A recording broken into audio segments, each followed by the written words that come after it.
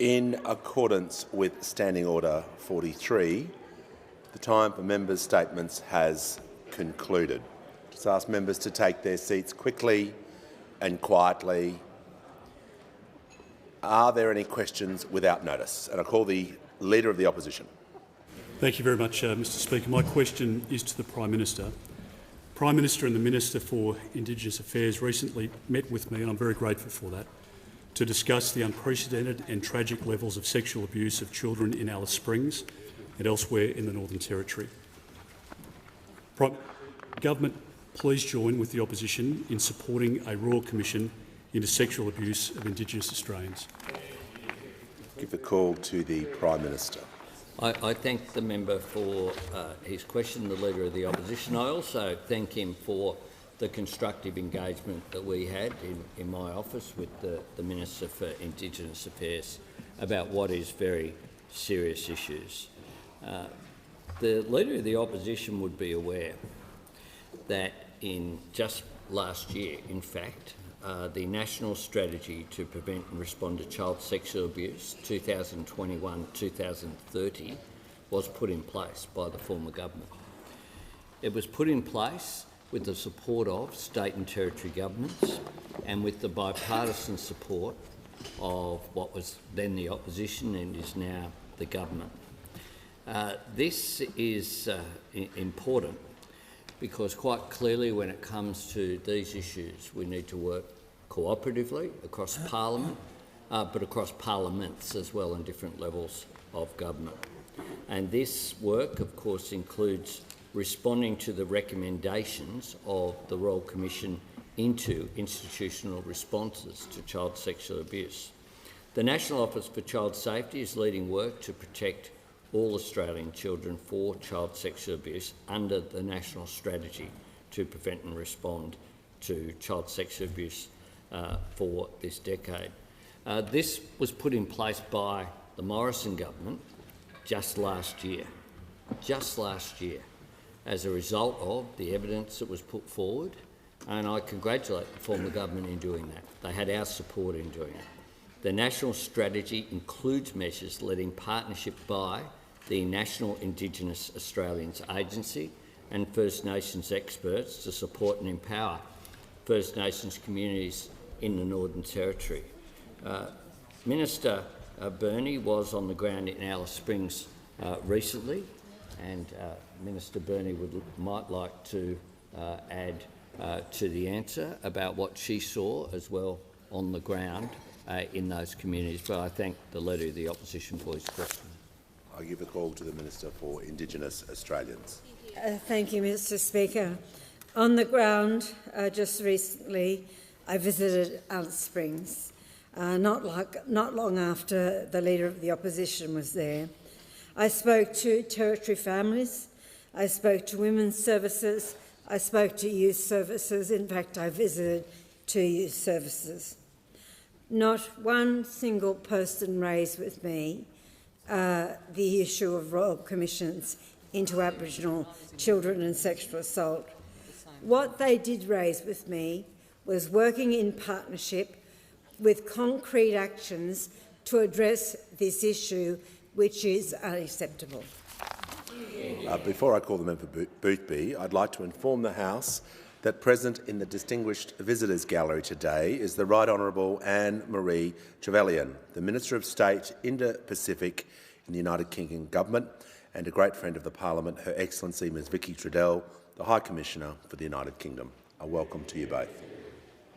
And I give the call to the member for Boothby. Thank you, Speaker.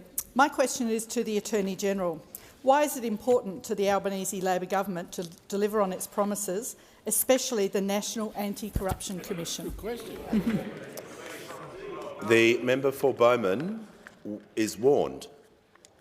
When ministers are attending the dispatch box, they will be able to come to the dispatch box in silence. And I give the call to the Attorney-General. Thank you, Mr Speaker, and I thank the member for Boothby for her question. It was former Prime Minister Paul Keating who said, when you change the government, you change the country. On the 21st of May, the Australian people voted to change the government, and today the Australian Parliament has voted for a reform which will change the country. The Albanese Labor government was elected with a very, very clear mandate to deliver a National Anti-Corruption Commission with teeth and without delay. We said we would legislate this year, and today we did. That commitment has been honoured in full. The Commission will be able to investigate serious or systemic corruption across the entire federal public sector.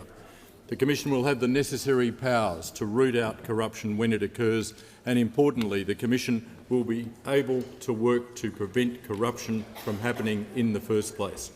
It will improve standards of transparency and integrity in this place. It will go a long way towards restoring the bond of trust between elected representatives and voters that have been so weakened in recent years. Today's passage of the National Anti-Corruption Commission bills demonstrate this parliament at its best. It stands in stark contrast to other behaviour this morning when those opposite failed to join the majority of this House in the censure of the former Prime Minister, the member for Cook, for his atrocious power grab.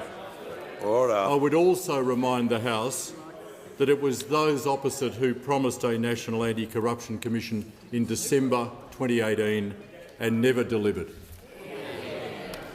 Give the call to the honourable member for Grey. Thank you very much, Mr Speaker. My question is to the Minister for Social Services. I refer to the Minister's visit to Ceduna last Friday. Will the Minister confirm she witnessed firsthand the direct result of a government's policy to scrap the cashless debit card, which saw street brawls and a large number of intoxicated individuals arguing and fighting? Is this the tragic but predictable outcome for Ceduna because the government has scrapped the cashless debit card?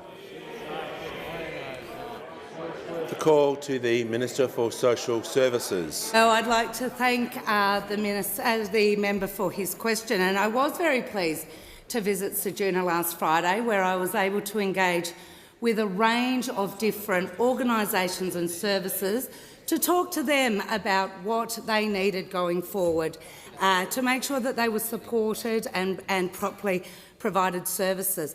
One thing I would say is that what was made very clear was that the council, when I met with the mayor and other services, they were very clear that they wanted a positive vision for Ceduna going forward. They wanted to make sure that I understood that there was a positive message in the town. So yes, I was able to also speak with the police, and the police made it very, very clear that they could not attribute antisocial behaviour that happens from time to time as a result of the reduction of the abolition of the card. In fact, I did want to pick out a little bit of misinformation where there's been a number of comments made and reports, anecdotal comments, because I understand, Mr Speaker, this is a very emotional issue. But we've got to deal with the facts when it comes to this issue. And that includes, in one side, there was reports of antisocial behaviour 2 days after royal assent of the increase of the number of people sleeping rough in a particular town. Now, of course, no changes had actually happened 2 days after royal assent. So that was absolutely inconsistent with actually the evidence. The Minister will pause. I'll give the call to the member for Grey. Thank you, Mr Speaker. My point of order is on relevance. We are 1 minute 45 seconds into this answer, and there's been no confirmation from the Minister. Resume your seat. The Minister is being entirely irrelevant. Your question was about her visit to Ceduna. She's speaking about her visit to Ceduna. Order, and she's giving a detailed answer to your question. I'll give her the call. Thank you, Speaker. And what I did speak with a number of organisations is what the support they need to address long-standing issues in the community, long-standing issues that have existed for some time. Now, I must say, and if the member actually got out to Ceduna a bit more often, he might understand. Order. But on that day, there was a funeral in town. Order. And there were a number of people that had come from outside the Ceduna area Indeed, outside the 5 different communities surrounding, there were significantly high tensions and significantly some grief in the town. So it was a particularly a sad day in Ceduna and the surrounding communities for this significant sorry business. But what I would say is I was also very pleased to be in town to deliver a commitment of $17 million for economic development in the town. This was money that the former government announced and never delivered, and I was welcomed in that town because we are delivering money to those communities. Order. There is far too much noise. When the House comes to order, we'll hear from the member for Fremantle. The member for O'Connor is warned. I just said I wanted silence in the House. He continually is interjected. If he does it one more time, he will leave the chamber. Give the call to the member for Fremantle. Thank you, Speaker. My question is to the Treasurer. What are the implications of today's inflation figures? How has the Albanese government acted to address the cost of living and stagnant wages? Give the call to the Treasurer. Thanks very much, Mr Speaker. I thank the member for Fremantle for his interest and for his question. Another fine member of the WA Massive asking another great question here in this House today. Mr Speaker, the Bureau of Stats monthly CPI indicator increased by 6.9% through the year to October. This was down from the 7.3% increase through the year to September, and it was below market expectations. It was a wide range, but the median expectation was 7.6%, and this result is well below that. In the data, we saw some pretty big falls in fruit and vegetable prices last month, but this doesn't yet reflect the impact of the flooding. And we're seeing the rate of price growth in new dwellings, which has been a big contributor to inflation to date, continue to fall. But there are good reasons to be very cautious, Mr Speaker, about the inflation numbers released today. It's important to remember that the monthly read is a relatively new data set. It doesn't include everything that the quarterly release does. And also, really importantly, this data doesn't yet fully include the price impacts of the recent floods or the impact from higher energy costs in recent months that are yet to fully show up in the reported figures. All things considered, Mr Speaker, this result is cautiously welcomed. It shows us there are reasons to be carefully optimistic that we are getting near the inflationary peak, but we are not there yet. Inflation is still too high. It's still hurting households. It's still the #1 challenge facing our economy. And that's why responding to inflation was the #1 priority of our budget. It delivered cost of living relief with cheaper childcare and cheaper medicines, fee-free TAFE and affordable housing, but it didn't add to inflation. By keeping annual real spending growth to an average of 0.3% over the forward estimates, and by returning more than 90% of tax revenue upgrades to the budget as well. And the inflation challenge is just another reminder of the costs and consequences that have come from a decade of stagnant wages in our economy and in our country, which has left real wages lower today than they were a decade ago. And that's why we are working so hard, Mr Speaker, to get wages moving in this country again, because we know that wages growing strongly and sustainably is good for the economy, not bad for it. So, Mr Speaker, all of these actions in the past 6 months have been about cleaning up the mess that we inherited, but they've also been about making sure the budget is more responsible and our economy is more resilient. And we know, with this inflation challenge hanging around longer than we would like, that there is much more work to do, but that work has begun. Give the call to the member for Kooyong. Thank you very much, Mr Speaker. My question is for the Prime Minister. Prime Minister, journalists obtaining and publishing sensitive information in the public interest is essential to democracy. Australian citizen Julian Assange is still detained in Belmarsh prison, charged by a foreign government with acts of journalism. Mr Assange's freedom will only come from political intervention.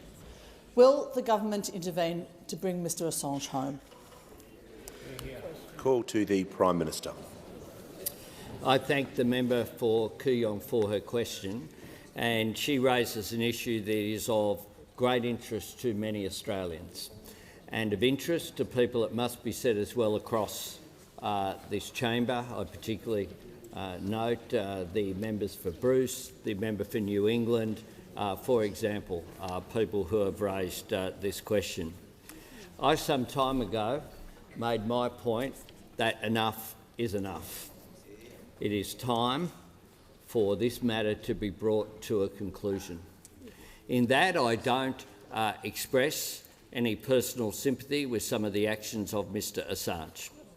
I do say, though, that this issue has gone on for many years now, and when you look at the issue of Mr Assange and compare that with the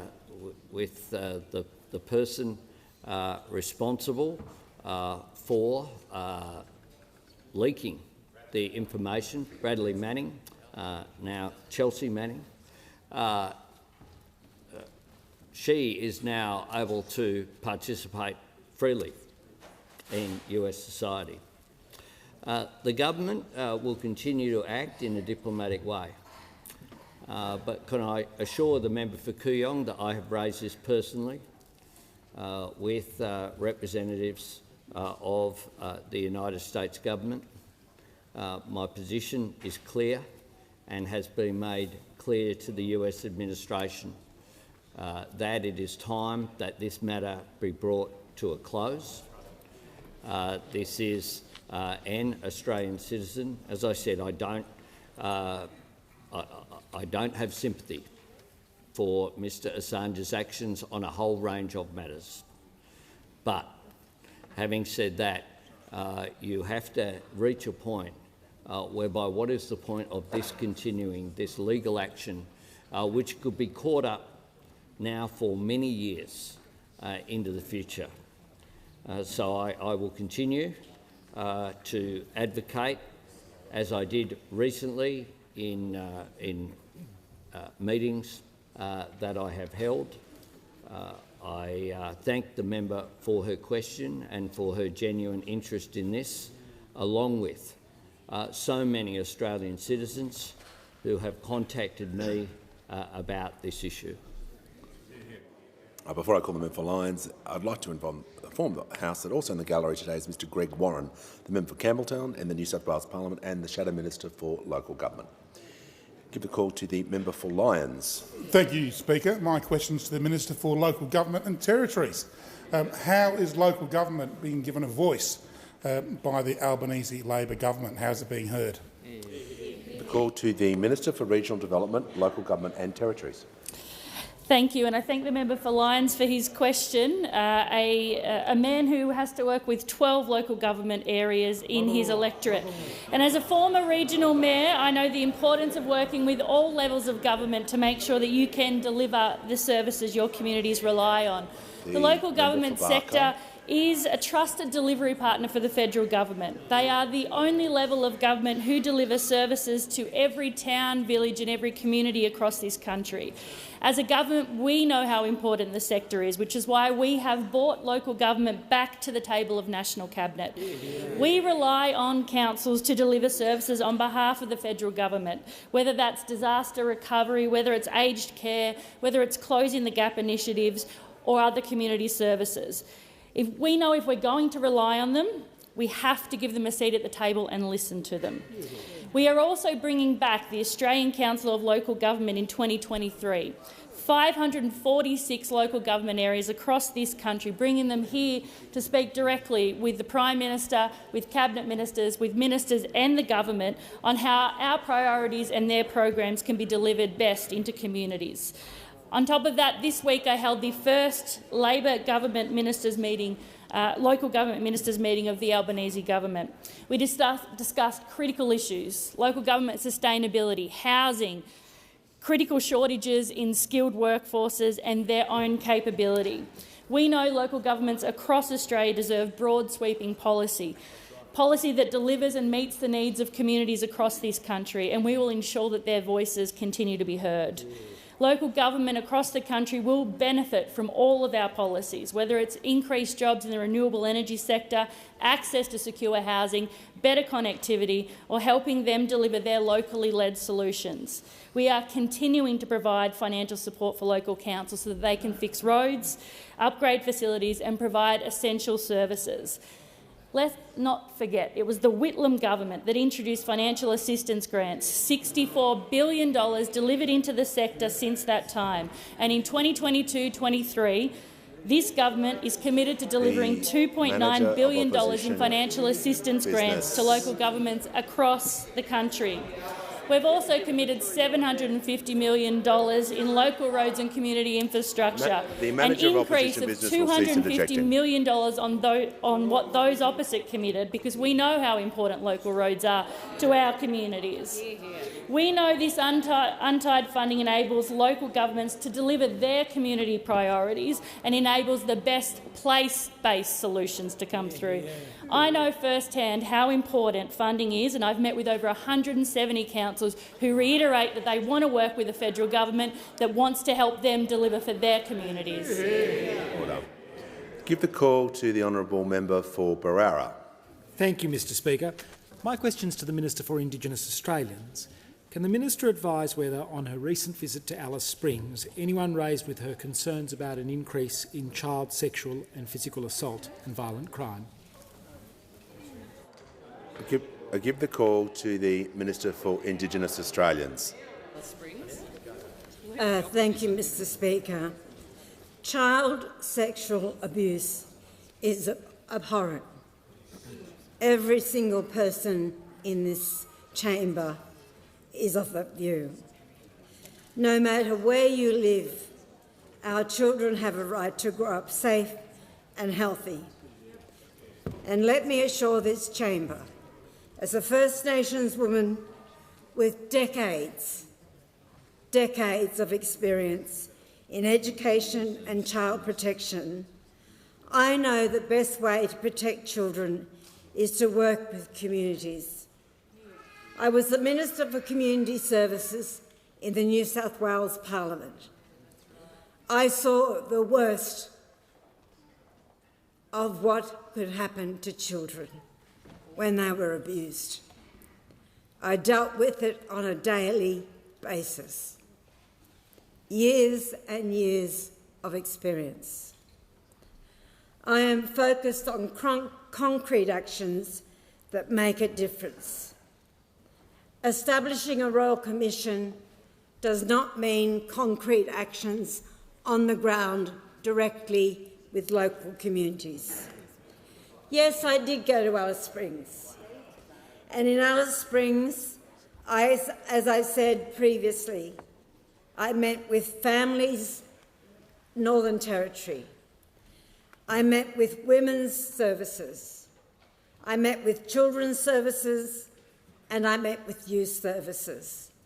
And none of them raised with me a Royal Commission into Aboriginal sexual assault. The Leader of the Opposition. They are raised. The Minister will pause. There needs to be. The Minister will pause a moment. The Leader of the Opposition does not need to yell to get his point across. The Minister is answering directly the question in detail. I'm requesting the House hear her in silence. The Leader of the Opposition on a point of order. What is the point of order? Point of order, Mr Speaker. It's relevant. So I want to pay tribute to the Minister for her service. But many of us, Mr Speaker, have dealt with those victims. Resume your seat. I have asked a reasonable question. Resume your seat. Resume your seat.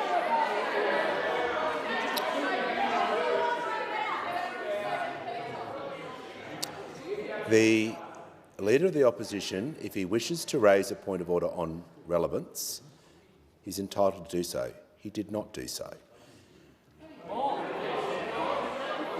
You will not question the chair either. I give the call to the Minister for Indigenous Australians. What was raised with me by the many people I spoke with who work in Alice Springs, who live in Alice Springs, and are dealing directly with this very serious issue is the need for coordination across 3 tiers of government. Coordination with local government, with schools, with police, and not punishing people. That's what was raised with me. That in Alice Springs there is leadership, The member for Peachtree. there is capacity, and I have faith in the people of Alice Springs to know what their issues are and to be able to deal with them with the support and the constructive involvement of all tiers of government. When the House comes to order, I'll give the call to the member for Lingiari. Thank you, Mr Speaker. My question is to the Prime Minister. Prime Minister, earlier today you gave a statement. Order. The Minister for Infrastructure and the Leader of the Opposition will cease their discussion across the chamber. I want to hear the member for Lingiari in silence. I want to be clear with everyone. When members are asking questions, out of courtesy and respect, I want the chamber to listen to the question. Equally so, when a minister approaches the dispatch box, they're to be addressed with respect and courtesy as well. Now give the call to the member for Lingiari. Thank you, Speaker. My question is to the Prime Minister. Earlier today you gave a statement on closing the gap. How will a voice to Parliament help to achieve the objectives of closing the gap? And what work has been done on the structure of the voice? Give the call to the Prime Minister. Thanks very much, and I thank the member for Lingiari for her question, and most importantly, I thank her for her services for remote communities, in particular in the Northern Territory, in her now electorate, but also as a former minister in the Northern Territory government. She brings a great deal of experience and honour to this House. Mr Speaker, this morning I heard an extraordinary interview by another great Indigenous Australian, one who has been honoured in this House by being the first Indigenous Minister for Indigenous Affairs, Ken Wyatt, the former member of this House. And in that, Ken Wyatt addressed very directly the suggestion that somehow there was no detail when it came to the Voice for Parliament and the link between a Voice for Parliament and practical reconciliation in closing the gap, something that Ken Wyatt was very passionate about. In it, he said a range of things. Mr Wyatt spoke about there being 4 pages. He said this: if people read them, they would understand the detail. And it's pages 15 to 19, which spells out the principle-based approach, the scope, how it does work in practice and what are the steps we need to get there, and then the relationship with government which doesn't impinge on the sovereignty of the Australian Parliament. He was talking about this, the Indigenous Voice co-design process, the final report to the Australian Government of July 2021.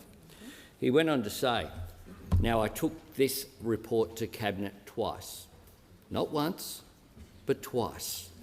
In it, he referred to the pages that outline the principles-based framework for local and regional voice, how does this work in practice, the national voice overview, the structures and principles which are there between pages 15 to 19, and I table those pages of the government report that was developed by, of course, Tom Calma and Marcia Langton.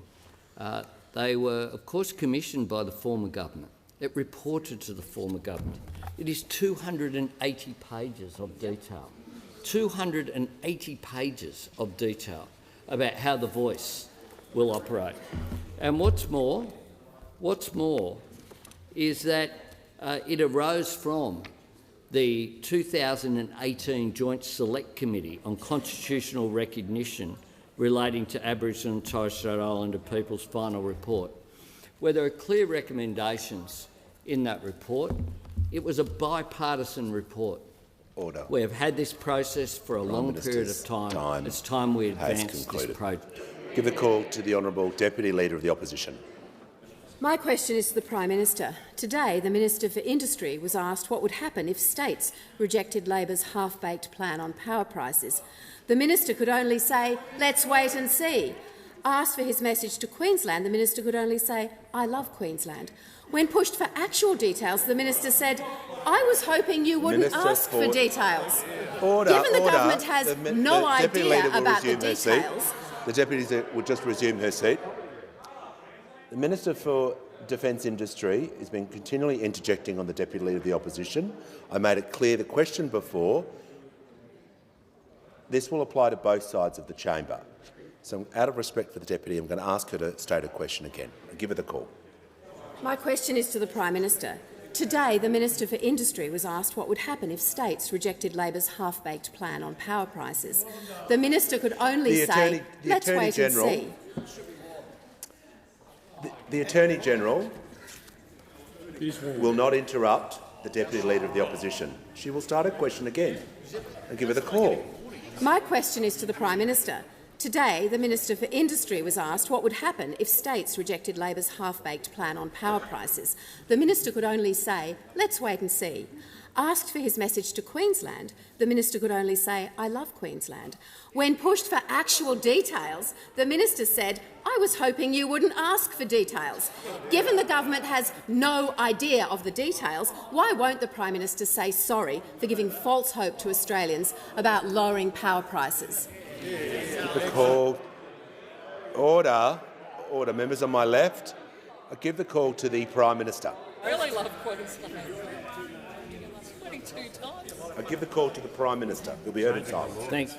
Thanks, Mr. Speaker. I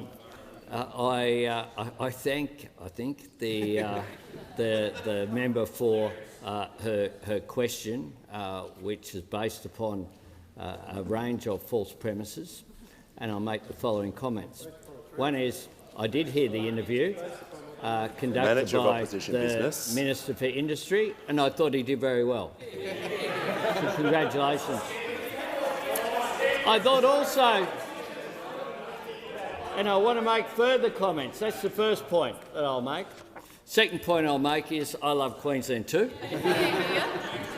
And the third point I'll make is that the Minister was quite right. So there's this thing called the Cabinet, and in the Cabinet, when you asked about what the Cabinet discussions were, it's appropriate for you to say something like, "I hope you weren't asking that question," because you don't reveal Cabinet discussions. I know that will seem bizarre for those opposite, who apparently it's okay to talk about who held what ministry when people are writing a book, but it's not okay to be accountable in terms of Cabinet government.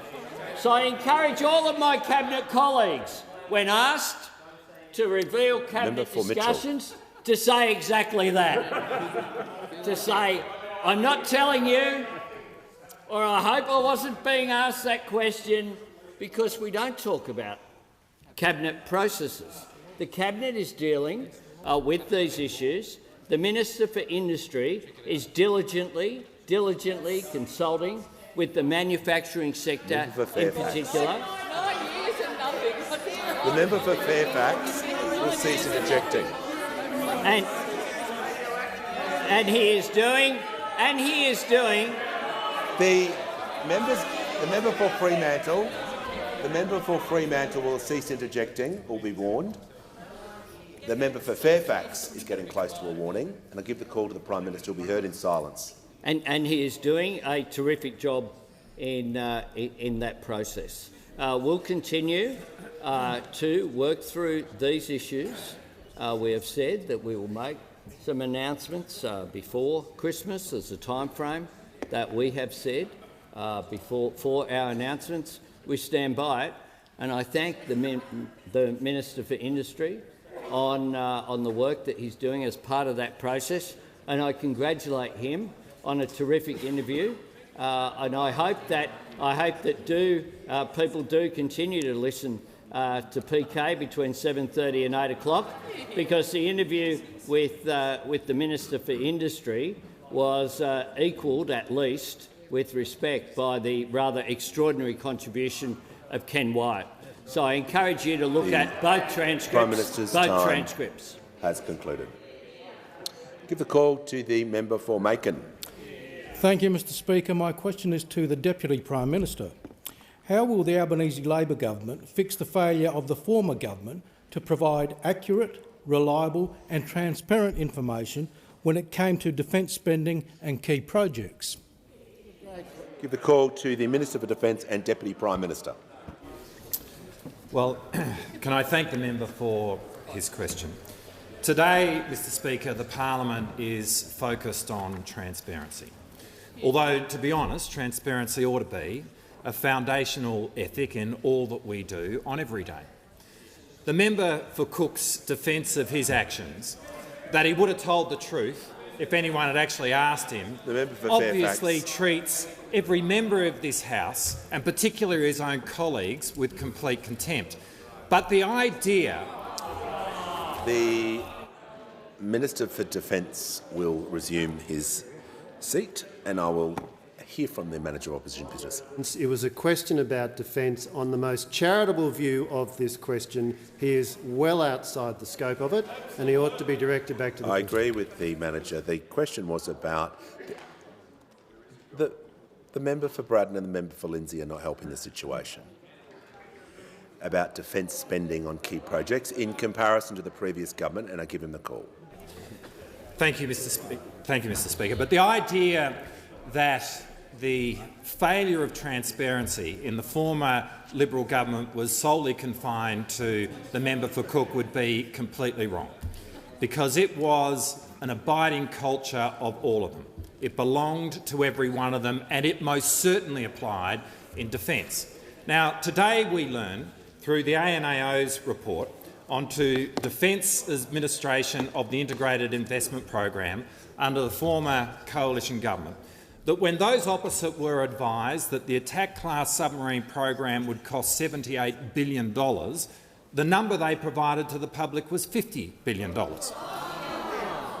The ANAO report makes clear that when those opposite were advised that the Hunter-class frigate program would cost $36 billion, the number they provided to the public was $30 billion. Now, to be clear, that is not a failure of transparency. That is straight-out misinformation on a grand scale. That is the equivalent of trying to hide the entire state budget of Western Australia. And the reason they did this is because those opposite were unable to deal with the hard questions about those costs, because to do so would have been to actually engage in defence policy. And those opposite are never interested in doing that. They're just completely obsessed with the politics of defence. And it's this behaviour which has left our government inheriting 28 different programs running a combined 97 years over time. Mr Speaker, in our history, there has never been an administration, as in the former Liberal government, which treated Australia's defence with such contempt.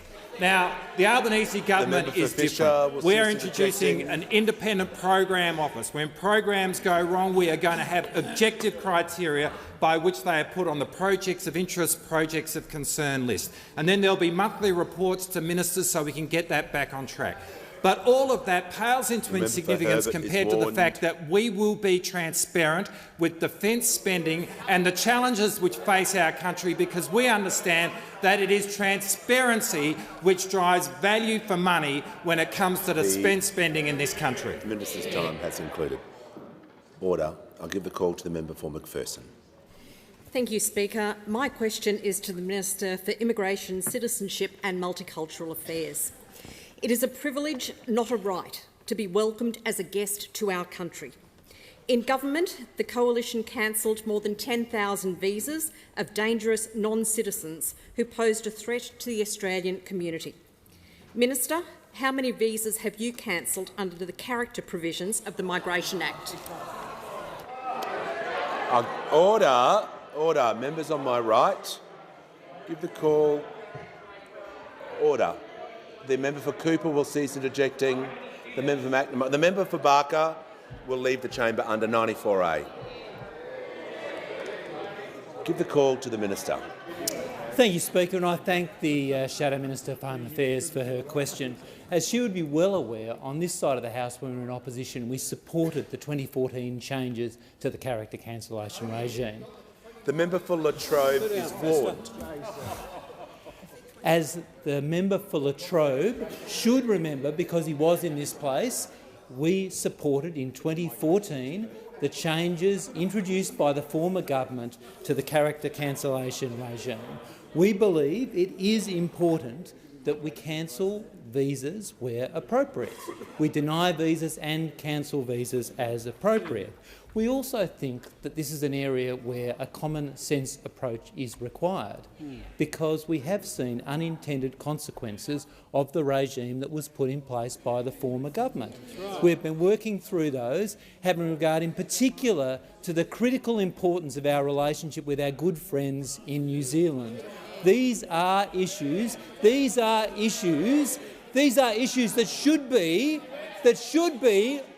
be of significance to the Leader of the Opposition, who put a wrecking ball through the immigration portfolio when he was Minister. He built an edifice around himself instead of focusing on the national interest, particularly on questions like this, which should be beyond this cheap partisan politics. Because after all this time, the Minister will resume his seat. We'll just pause, and I'll hear from the Leader of the Opposition. We'll cease injecting so I can hear from the member for McPherson. Point of order is on relevance. The question clearly requires a number, and we are a minute and a half into the answer, and we haven't received the number. I thank the member for McPherson. Order. Members on my right. The member for Patterson is warned. I'll hear from the Leader of the House. Mr Speaker, the preamble clearly made every part of this answer relevant to the question that was asked. When a specific question is asked, and we've had this before with yes or no or a specific number, the Minister needs to be relevant to the question. I'll ask him to return to the question to make sure that he is addressing the member for McPherson's concerns, and I'll give him the call. Thank you, Speaker. I am sure, like all Ministers for Immigration, and indeed Ministers for Home Affairs, who also have responsibilities in this area, as the Shadow Minister will know, make these decisions on the basis of the law and the materials before me. What is so disappointing here is that everyone in this parliament recognises the policy grounds we have that go to visa grants and indeed to the cancellation of visas to non-citizens who should not be in the community, who present a range of risks. These are not issues that should be shamelessly politicised. Indeed, many issues, Mr Speaker, that go to the operation of our migration system go to the shameless politicisation of this regime by members opposite over 9 years of neglect. And I actually expected a bit more of the Shadow Minister for Home Affairs, because one thing that unites or should unite every member of this place is a concern for the safety of the Australian community, The member for Petrie. And the fact that members opposite seem entirely unconcerned about this is frankly disappointing. From the last election, they have learned absolutely nothing. Perhaps they could consider how we could work together in the national interest on these questions instead of engaging in this shameless scaremongering. Order. The House comes to order. I'll hear from the member for Canberra. Thank you, Speaker. My question is to the Minister for Education. What is the Albanese Labor government doing to tackle the teacher shortage crisis it inherited? Give the call to the Minister for Education. Can I thank the member for Canberra for her question? There aren't many jobs that are more important than being a teacher, and we don't have enough of them. Not enough Australians becoming teachers and too many teachers leaving. And this is a problem that's been building now for 10 years. In the last 10 years, there's been a 16% drop in the number of young people enrolling in teaching. There's also been a drop in people completing teaching degrees, and as a result it means we don't have enough new teachers. But on top of that, a lot are leaving. Think about this for a second. 30 to 50% of teachers leave the profession in the first 5 years. A lot of really experienced teachers are leaving too, not retiring, just resigning. There's no one reason for this, but one of it's workload. The idea that teachers rock up at 9 o'clock and knock off at 3 o'clock isn't right.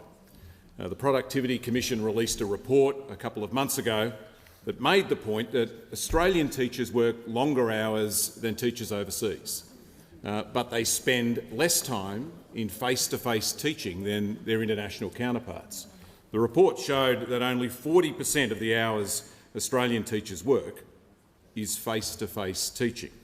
Now, fixing this will take time. Fixing this requires the Commonwealth Government and state and territory governments to work together, and that's what we're doing. Last month we released a draft National Teacher Workforce Plan, and it sets out the things the Commonwealth Government will do, the things that state and territory governments will do, and most importantly the things that we can do working together. It includes $328 million in extra federal funding for things including $159 million to train more teachers, $56 million on scholarships, up to $40,000 apiece to encourage our best and brightest to become teachers, and a $25 million workload reduction fund to trial new ways to give teachers more time to teach. And on top of that, a proposal for a national campaign to help raise the status of teaching, to recognise the important work they do. So the draft is out there. We're seeking feedback from teachers and principals and the general community about what's right, what's wrong, what needs to change, what should we put in the plan that's not there. Ministers will meet in a couple of weeks to consider that feedback and finalise the plan. Paul Keating said a good education is like the keys to the kingdom. It's like a master key that opens every door. And if that's right, I think it is, then our teachers are the key masters. We need more of them. We need to keep the ones that we've got. And that's why this work is so important. Give the call to the member for Goldstein. To the Health Minister, eating disorders among young people have skyrocketed during COVID, with clinics seeing demand increase by up to 85%. Minister, mothers in Goldstein are pleading with me to do something before their children literally die of starvation due to lack of available care. I ask you, when will the government step in to help the states provide cohesive, one-stop mental and physical care for these children and young adults? Give the call to the Minister for Health and Aged Care. Well, thank you, Speaker, and I thank the member for her question and for her deep interest and engagement already, along with a number of other colleagues on the crossbench on this issue. We've already met twice, I think, about this issue. I know also you've had a consultation with the Deputy Chief Medical Officer and Chief Psychiatrist of the Commonwealth, Professor Ruth Vine, and are engaging with the state government down in Victoria as well. You're right, eating disorders are a devastating range of mental health conditions. As the member knows, as I think all members in this House know, they tend to strike in adolescence and in young adulthood. An incredibly promising, exciting time of life, but also a very vulnerable time. They're devastating for the individual and they're incredibly distressing, as the member has pointed out in her question, for those who love patients with an eating disorder, those who love them and are caring for them. They're difficult to treat and they're very, very dangerous, with the highest mortality rate of any single mental health condition. And the member is right, COVID has driven a very big increase in cases, with no evidence yet that that spike is starting to recover. Even before COVID, we knew that most people with eating disorders were not receiving a proper diagnosis, and about 80% are not receiving evidence-based treatment. Now, to his credit, the former Minister, Greg Hunt, put in place Medicare services to provide up to 40 psychology sessions and 20 dietitian sessions for people with eating disorders. In just 3 years of that availability, tens of thousands of patients have received almost 5 million sessions of care under that program. Right now, we have $20 million in grants out to tender to provide better community-based supports for people with eating disorders. And the Commonwealth, as the member knows, has funded all states to build new residential treatment services for eating disorders. As the member knows, the Victorian Centre is being constructed in Armidale as part of the Alfred Health Service, and the sooner they can be completed and the sooner they can be opened, obviously the better. But the member is right. We need more targeted services that get to people when and where they need them, rather than seeing people cycle through hospital emergency departments. We need to keep working with the National Eating Disorders Collaboration to... The Minister will pause, and I'll just take a point of order from the member for Goldstein. Speaker, on relevance to the Minister, the question was, when will the government step in? Call to the Minister. As I say, we need to keep working with the collaboration also to find better ways to prevent people developing eating disorders in the first place. As the member knows, these drivers are complex and they have deep roots in our culture. They are issues of body image, advertising norms, the role of social media and much more. I thank the member for her advocacy. We need to engage more between the Commonwealth and the states. I think I've outlined the way in which, to their credit, the former government did that. We've got much more to do, and I look forward to working with the member over coming months. With a call to the member for McEwen. Thank you, Speaker. My question is to the talented Minister for Industry and Science. What is the Albanese Labor government doing to rebuild Australia's manufacturing capability after a decade of neglect? I give the call to the Minister for Industry and Science. Do that. Thank you. Thank you very much, Mr Speaker, and I'm happy to inform the member for McEwen and the whole House will be taking a big step forward today in strengthening Australian manufacturing when we introduce the National Reconstruction Fund Corporation Bill, a key election commitment, because we believe in the value of Australian ideas and the value of know-how to get things done. These are great ideas leading to great firms and great jobs in our cities and our regions, and it's a bedrock belief of the government that Australia must be a country that makes things. Modern economies need to possess sharp manufacturing capabilities across medicine, across energy, value-adding critical technology. And the other thing is that we have the ability to be able to get this done, because I've seen in businesses, and we saw through the pandemic, their ability to be able to pivot, to be able to scale up manufacturing when needed.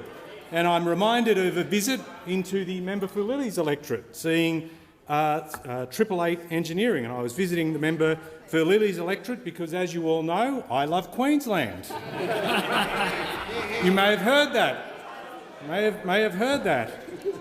And they moved quickly. They normally work on supercars, and they delivered an engineering result that saw them manufacture ventilators when we needed them most. Well done to them. We need to tap into that spirit for the long-term good, but we've got a big task ahead of us because we are dead last on the OECD list of countries in their manufacturing capability, but it's time to get up off the mat. And the $15 billion that we'll provide through the National Reconstruction Fund will help. It will be the greatest investment in industrial and manufacturing capability in living memory. A huge thing, a huge thing. And the bill will set out the framework for the fund, an independent board guided by an investment mandate targeting key priority areas.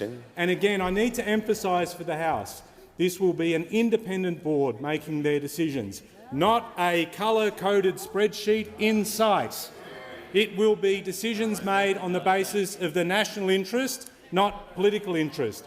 We won't be standing at this dispatch box daring large manufacturers to leave the country. Instead, we'll be backing them to grow jobs, and that's what this is all about. We need to be able to grow jobs and recognising too, as most of the members in this place realise from the regions, manufacturing is a big job creator. It creates full-time, stable work. We need to do more of that. And the National Reconstruction Fund is the platform for those manufacturers to think globally, build locally. So we will get this done. The minister's time has expired.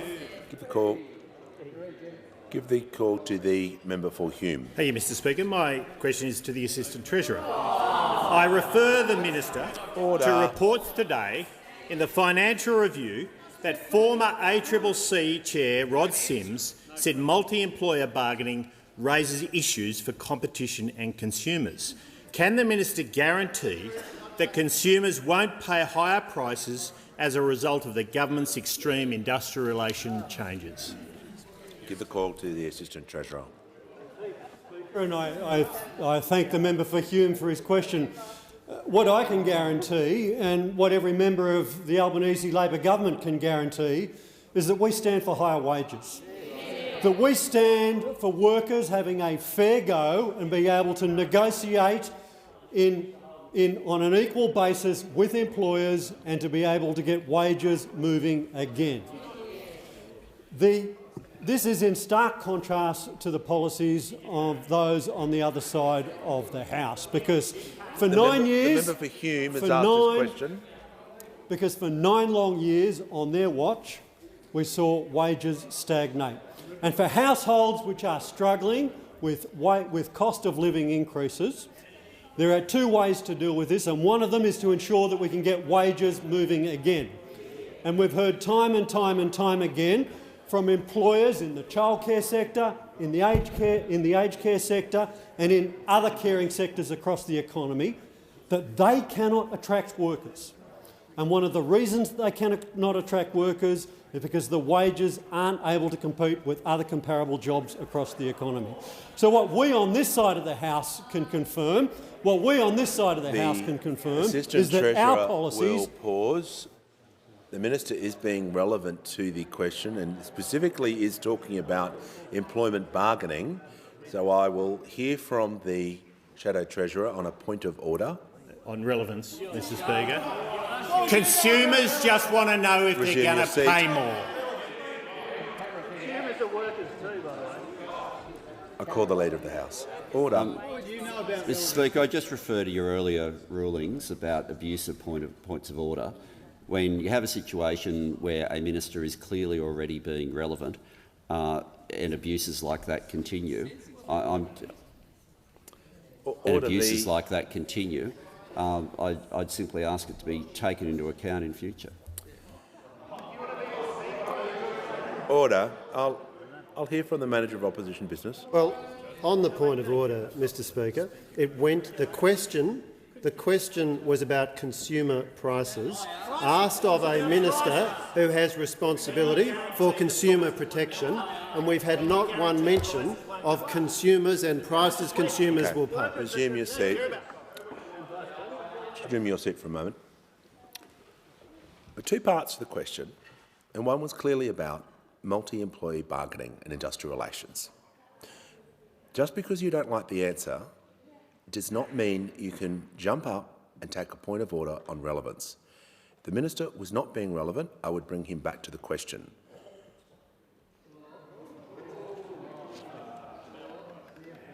Just want to make it clear, I will hear points of order always, but they need to make sure that they are the correct points of order.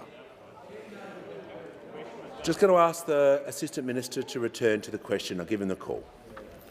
Thank you, Mr Speaker. And I'll tell you one lot of price increases. That they don't want us to talk about. That's the 40% increase in childcare costs that occurred on their watch. There's one set of price increases that they don't want to talk about. We have already implemented policies which are going to address the 40% increase in childcare costs that they were very happy to see occur on their watch. One of the first priorities that we addressed when coming into government was to ensure that households could make a choice of whether they wanted to go back to work 3 days, 4 days or 5 days a week, because we are addressing the price increases in childcare by ensuring that the majority of Australian households can afford to pay for childcare.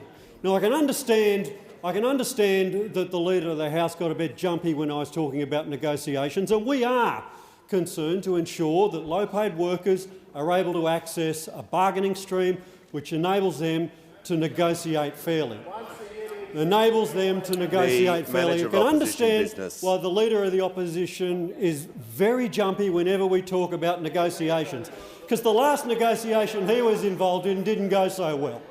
He was able to provide $27 million worth of taxpayer money for a block of land only worth $3 million in Leppington. So whenever we talk about negotiations, he gets very jumpy over there because the last negotiation he was involved in... concluded. He will resume his seat.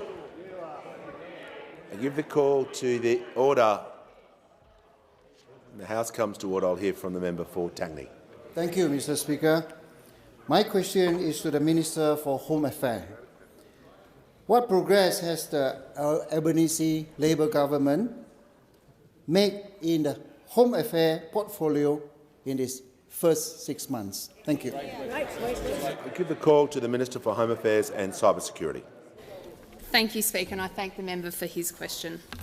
Speaker, the final act of the previous government was their decision on the 21st of May to sabotage protocols that protect Operation Sovereign Borders for their own political gain. And the parliament will remember that the former Prime Minister directed the former Home Affairs Minister. The Home Affairs Minister will take a brief 21 pause. seconds, Speaker. We'll just pause for a moment. In 19 seconds in, I will hear from the Manager Opposition Business. Standing orders are very clear. Imputations of improper motives to a member are highly disorderly. And within seconds, that's what this minister has done. She's got a bad record of pointing the finger at Resume others, your seat. but she needs to comply.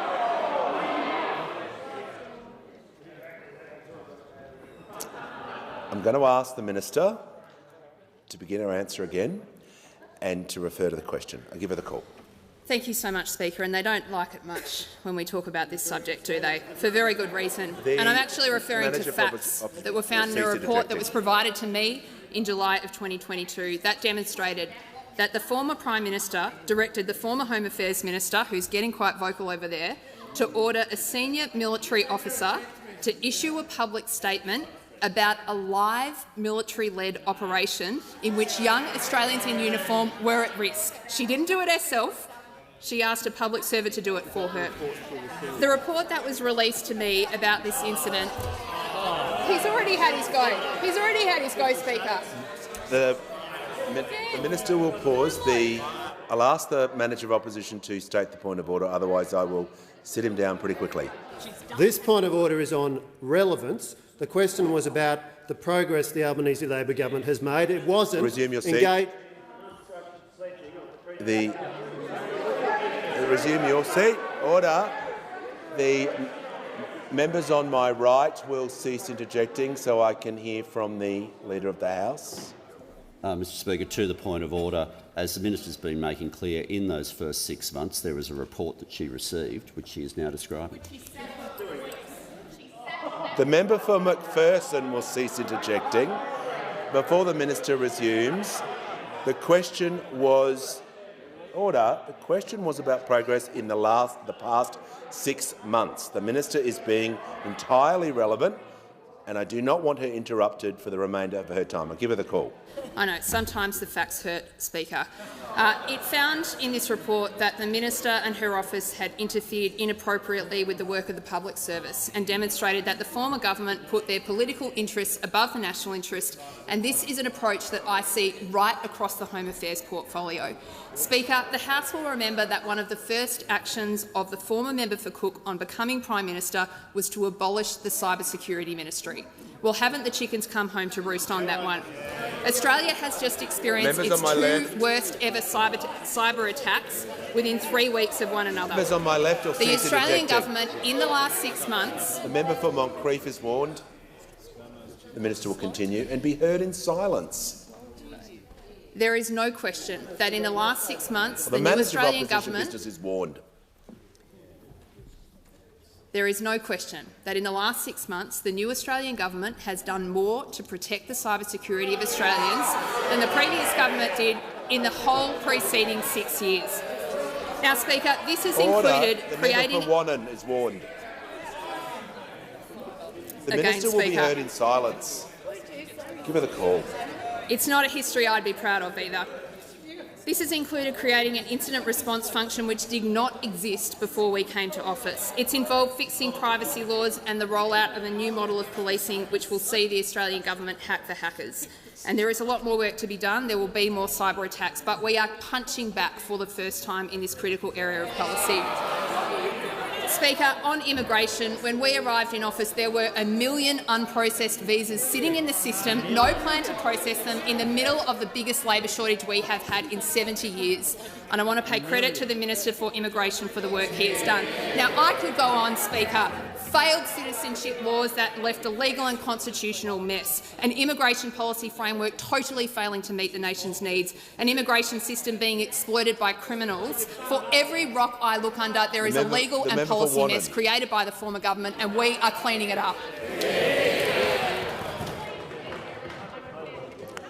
The member for McPherson.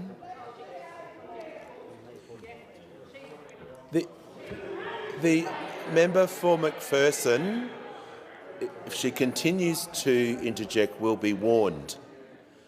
So I can hear from the member for Wentworth. Thank you. My question is to the Workplace Relations Minister. Senator Pocock has said that you made a commitment to him to review modern awards. Can you please confirm that you have made this commitment and provide further information to the chamber, particularly regarding to the form of the review, its timing and whether it will be conducted independently of government? Give the call to the Minister for Employment and Workplace Relations and Minister for the Arts. Thanks very much, Speaker. And I want to thank the member for Wentworth for the question, and also acknowledge both the member for Wentworth and a number of members of the crossbench in this House raised issues here that have ended up being part of the negotiation that's taken place in the Senate. And the review of the awards is one of the issues that had been raised by crossbenchers within this House as well. The review is something where final decisions of government as to its mechanism haven't been taken yet, but it is my intention that the review would commence next year. The reason for the review, and one of the reasons why I readily agreed to it, is as part of the Secure Jobs Better Pay Bill, we're not only updating the objects of the Act, we're also updating the objects of the modern awards. So that means that the award system will now have objects that it didn't have when it was developed. So, for example, the principles of gender equality, particularly under the amendments that were made here, they'll now be requirements of the Act, but they weren't requirements when the awards were developed. And similarly for Secure Jobs. Secure Jobs is now an objective, or once the legislation has passed, will be an objective of the awards, but wasn't when they were designed. Now, certainly I'm not proposing that the review would be limited to these issues, and certainly there'll be a decision of government as to the full breadth of it. But when you change the objects of the award system, I think it's very important that you then have some sort of review to work out what that actually means for the awards themselves. Give the call to the member for Pearce. Thank you, Mr Speaker. My question is also to the Minister for Employment and Workplace Relations. How will the Secure Jobs Better Pay Bill get wages moving again, and is this consistent with the commentary? Thank you. Give a call to the Minister for Employment, Workplace Relations and the Minister for the Arts. Mr Speaker, and I thank the member for Pearce both for her question and for her commitment to getting wages moving. There is some commentary I want to refer to, but it's commentary that agrees that the bill will get wages moving. And it's commentary that came from the Leader of the Opposition, and I thank him for it. Because it was the Leader of the Opposition who said, and I quote, "It's going to result in higher wages." Similar comments were made by the Shadow Treasurer, but because they were said on television, he doesn't like me quoting them. But the principle there from the Leader of the Opposition was made very clear, and I quote, "It's going to result in higher wages." And that commentary is spot on. When you include gender equality as an objective in the Fair Work Act, then you look at some of the awards that are dealing very much with feminised industries, then you're looking at an area where it will get wages moving. The Leader of the Opposition is right.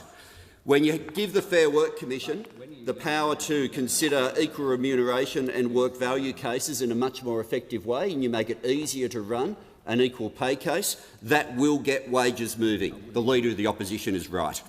giving the Fair Work Commission the expertise to determine pay equity claims. The panels that we're setting up, both on pay equity and on the care and community sector, will improve the expertise on these issues that is there within the Fair Work Commission. That will result in higher wages. The Leader of the Opposition is right, and I thank him again for his commentary. Banning pay secrecy clauses will help get wages moving. Pay secrecy clauses have been used as a way to make sure that people don't know what each other is earning. It's a way of putting downward pressure on wages. Getting rid of those pay secrecy clauses will allow people to better know what the going rate at their workplace is. That will result in higher wages. The Leader of the Opposition is right, and I thank him for his commentary. Sunsetting of the... I hear the objection. What about privacy? If you don't want to tell people what you're earning, you don't have to. You don't have to. The problem at the moment is we have people who want to tell people what they're earning, and they're not allowed to. So before you interject as to what you're angry about with the bill, read it. Read it. Just have a look, because it's the opposite of what the interjection's saying. Sunsetting zombie agreements, agreements which date back to the work choices era, where people are now being paid less than the award. Getting rid of those will get wages moving. The commentary from the Leader of the Opposition is right. Introducing multi-employer bargaining will get wages moving. The Leader of the Opposition is right. But on all these issues where he's right, for those opposite, the fact that he's right causes them to reach the opposite conclusion. If it gets wages moving, they don't want it to happen. If it gets wages moving, the government's in support. Call to the Prime Minister. Speaker, I ask that further questions be placed on the notice paper and thank the number of points of order for the reason why you didn't get more questions. Order. For the information of honourable order. For the information of honourable members, I present a copy of statements of thanks and appreciation by former members of the 46th Parliament. And I call the Leader of the House with papers. Speaker, documents are tabled in accordance with the list circulated to honourable members earlier today. Full details of the documents will be recorded in the votes and proceedings.